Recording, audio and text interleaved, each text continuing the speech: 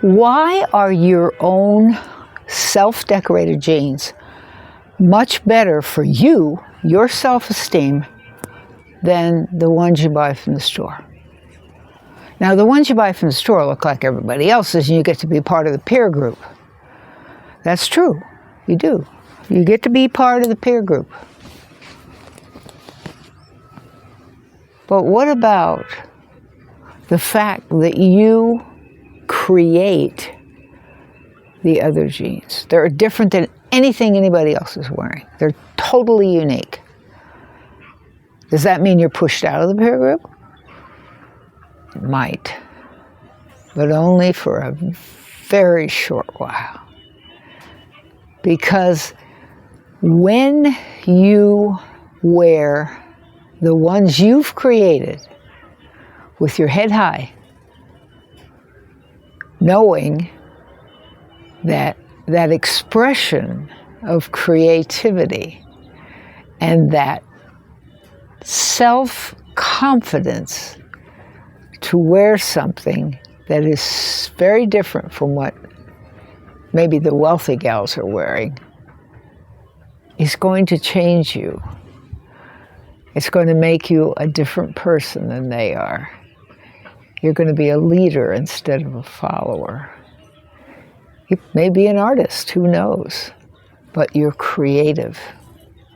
And that is what I learned all the years that I've got behind me about expressing yourself as who you are. You become a unique person. You become somebody that others remember. You become, when your name is said, people will say, yeah, I know her. Why? Because you stand out, because you're different. Not that you stand out in a bad way, just in a different way, and that's fine. That's fine, especially when you're younger. It's so important not to feel like you have to follow the crowds. I'm going to tell you why. It counts for everything. Do you want to have exactly the same house or exactly the same trailer or exactly the same RV or car or motorcycle or bicycle even as everyone else has? You may when you're a certain age, but it will change. And you will discover who you are and how special and different and unique and how much self-confidence you have and how that is priceless when you have to go to get a job. You need to be different.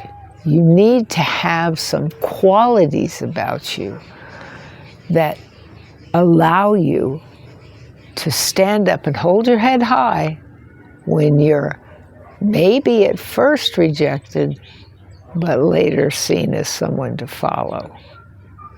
I know that sounds complicated, but when you get a little bit older, you'll figure that out. And if you ask an older person, they'll say, yeah, I got it. Because doing things that are uniquely you separates you from the crowd in just enough to make you so much higher in self-esteem. And that's what we have to do with our kids. I'll never, ever, ever forget. It was so incredibly awakening to me. I have one daughter, a beautiful young woman. She was so skinny and such a tiny little thing. She'd had a heart attack at 4.5 months, and she'd grown very slowly at the beginning, and it was a real struggle. And she had skinny little legs. She was so cute. Oh my goodness. And she had a girlfriend, and they were just inseparable, and they wanted to dress alike. And I think they were in 2nd grade. I believe that's correct. And so one morning, Diana said that she wanted to put on some tights. She wanted to wear some tights under her little dress like her friend did. And I said, okay. And I laid out all of her different tights, and she looked at them. And she picked a color, I think it was pink, I'm not sure. And she said, this is the one I want to wear. And I said, well, what is she wearing? She said, oh, she always wears the blue ones. And I laughed because I was thinking that she would wear the black ones. Why? I was so ashamed of myself because I worked hard to make sure my daughter was aware that all people are the same. Well, it turns out her girlfriend was black. And I don't know why I did. And I thought, what's wrong with you? She always wears the blue ones. Okay, so don't get stuck in a spot where you're like that, where you have to follow the crowd or do what other people do or carry on with them. Because even when it comes down to decorating your home or where you live, what kind of a place you live in. I mean, I've lived in a log home, a stone home, a straw bale home, an RV, more than one RV, trailers, tents, you name it. I've done it. And there's something very permanent about recognizing yourself as not the same as others and being able to step up when something goes really wrong because you're not afraid. You've already done that. You did that in second grade or third grade. You stepped up. You took the position of being who you are.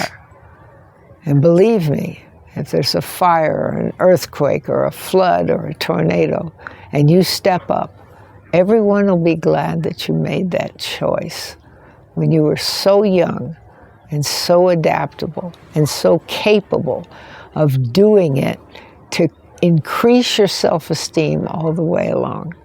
So keep that in mind. Make your own jeans. Make them out and recycled, re-engineered, whatever words they want to use. Do that. That's really fun.